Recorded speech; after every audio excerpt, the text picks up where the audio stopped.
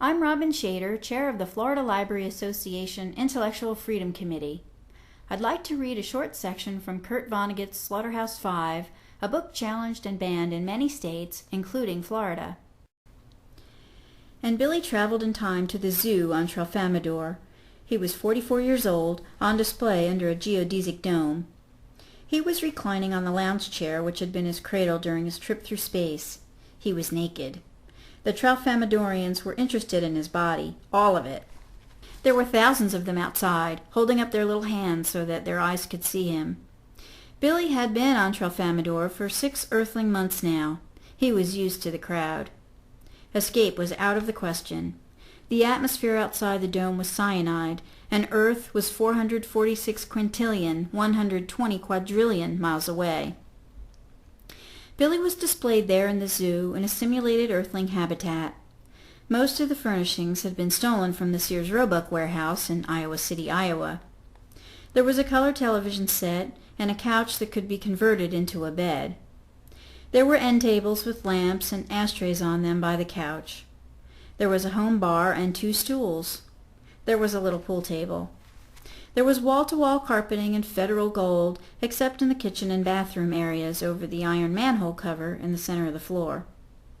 There were magazines arranged in a fan on the coffee table in front of the couch. There was a stereophonic phonograph. The phonograph worked. The television didn't. There was a picture of one cowboy killing another one pasted to the television tube. So it goes. There were no walls in the dome, no place for Billy to hide. The mint green bathroom fixtures were right out in the open. Billy got off his lounge chair now, went into the bathroom and took a leak. The crowd went wild. Billy brushed his teeth on Tralfamadore, put in his partial denture, and went into his kitchen. His bottled gas range and his refrigerator and his dishwasher were mint green too. There was a picture painted on the door of the refrigerator. The refrigerator had come that way. It was a picture of a gay 90s couple on a bicycle built for 2. Billy looked at that picture now, tried to think something about the couple. Nothing came to him. There didn't seem to be anything to think about those 2 people.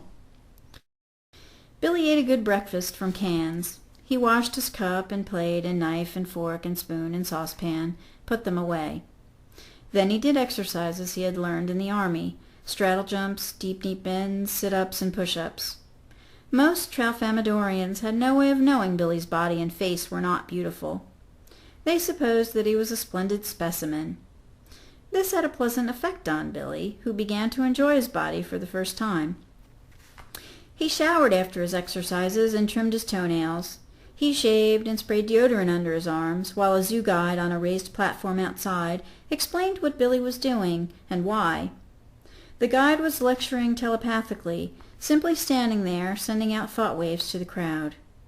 On the platform with him was the little keyboard instrument with which he would relay questions to Billy from the crowd.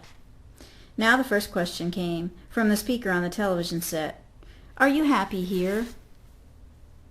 "About as happy as I was on Earth," said Billy Pilgrim, which was true.